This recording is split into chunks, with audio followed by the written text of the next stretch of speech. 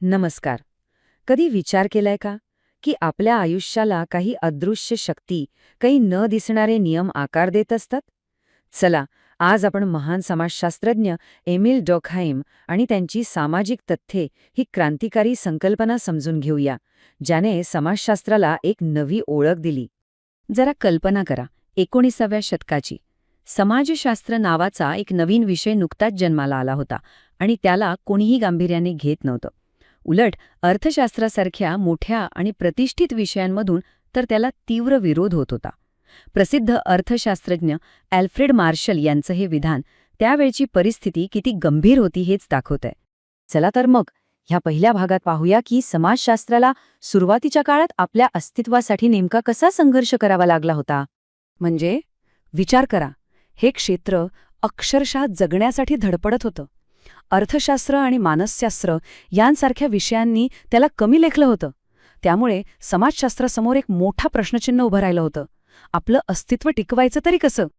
अशा वेळी ह्या क्षेत्राला गरज होती एका हिरोची, जो हे सिद्ध करू शकेल की समाजशास्त्र हे काहीतरी हवेतलं शास्त्र नाहीये, तर ते एक खरं विज्ञान आहे, ज्याचा स्वतःचा असा एक वेगळा अभ्यास विषय आहे. आणि इथेच एंट्री होते एमिल डॉकहाइम यांची, ज्यांनी हे आव्हान स्वीकारलं. हेच ते विद्वान होते ज्यांनी समाजशास्त्राला स्वतःची एक वेगळी ओळख देण्याचं आव्हान स्वीकारलं. त्यांचं ध्येय एकदम स्पष्ट होतं: समाजशास्त्रासाठी एक स्वतंत्र आणि खास असा अभ्यासविषय शोधून काढणं. त्यांच्या कारकिर्दीवर एक नजर टाकूया. 1887 मध्ये लेक्चरर म्हणून नियुक्ती झाली आणि मग बघा, एका मागोमाग एक त्यांचे महत्त्वाचे ग्रंथ प्रकाशित झाले. 1893 मध्ये division of labour in society आणि त्यानंतर 1897 मध्ये त्यांचा तो प्रसिद्ध अभ्यास सुसाईड. या कामांनी समाजशास्त्रात त्यांचं स्थान अढळ केलं. त्यांचं ध्येय स्पष्ट होतं. त्यांना असं काहीतरी शोधायचं होतं ज्याचा अभ्यास फक्त आणि फक्त समाजशास्त्रच करू शकेल. मानसशास्त्र आणि अर्थशास्त्राच्या प्रभावापासून पूर्णपणे वेगळं एक स्वतंत्र क्षेत्र निर्माण करायचं होतं. आणि यावर डर्कहाइम यांचं उत्तर काय होतं तर सामाजिक तथ्ये म्हणजेच सोशल फॅक्ट्स ही एक क्रांतिकारी संकल्पना. मग हे सामाजिक तथ्य म्हणजे नेमकं काय असतं आणि ते आपल्या आयुष्यावर कसं काय परिणाम करतं? चला जरा खोलात जाऊन बघूया. डर्कहाइम यांच्या मते सामाजिक तथ्यांची 3 मुख्य वैशिष्ट्ये आहेत आणि गंमत म्हणजे ही सगळी आपल्या नियंत्रणाच्या बाहेर असतात. ती म्हणजे बाह्यता, बंधन आणि व्यापकता. बरं, तर एक एक करून पाहूया. पहिलं वैशिष्ट्य आहे बाह्यता. म्हणजे काय तर ह्या गोष्टी कोणत्याही एका व्यक्तीच्या मनात नसतात, त्या समाजात बाहेर अस्तित्वात असतात. दुसरं आहे बंधन. नावाप्रमाणेच त्या आपल्यावर विशिष्ट प्रकारे वागण्यासाठी एक प्रकारचा दबाव टाकतं. आणि तिसरं व्यापकता. म्हणजे ह्या गोष्टी संपूर्ण समाजात पसरलेल्या असतात. उदाहरण घ्यायचं झालं तर विवाह संस्थेचं घेऊया. ही संस्था आपल्यापैकी कोणी एकाने बनवलेली नाही. ती आधीपासूनच आहे आणि लग्न करण्या न करण्याच्या आपल्या निवडींवर दबाव टाकते. आणि हीच गोष्ट सुई जेनरस या संकल्पनेतून अधिक स्पष्ट होते. हा एक लॅटिन शब्द आहे ज्याचा सोपा अर्थ आहे स्वतःच्या प्रकारचा. डर्कहाइम यांना म्हणायचं होतं की समाज म्हणजे फक्त लोकांची गर्दी नाही, तर त्या पलीकडे खूप काहीतरी आहे, त्याचं स्वतःचं एक अस्तित्व आहे.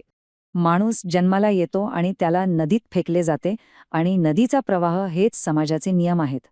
वाह, किती प्रभावीपणे ही एक ओढ सामाजिक बंधनाची कल्पना स्पष्ट करते, नाही का? आता बघा, आपला सिद्धांत सिद्ध करण्यासाठी डर्कहाइम यांनी एक असा विषय निवडला जो ऐकून धक्का बसेल: आत्महत्या. हो, जे कृत्य आपल्याला अत्यंत वैयक्तिक वाटतं त्यातही सामाजिक तथ्य कशी लपलेली आहेत हे त्यांनी जगाला दाखवून दिलं. आपण साधारणपणे आत्महत्येकडे कसं पाहतो? एक मानसिक समस्या म्हणून, बरोबर? की व्यक्तीच्या मनात काहीतरी त्रास सुरू आहे म्हणून असं होतं. पण डर्कहाइम यांनी याला पूर्णपणे वेगळा अँगल दिला.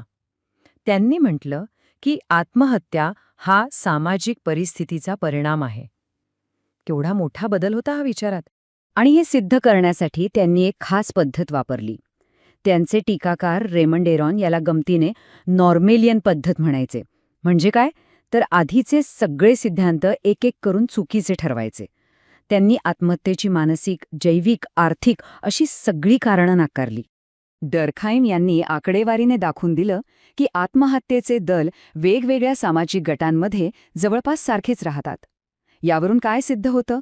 तर ही वरवर वैयक्तिक वाटणारी गोष्ट खरं तर समाजात खोलवर रुजलेली आहे.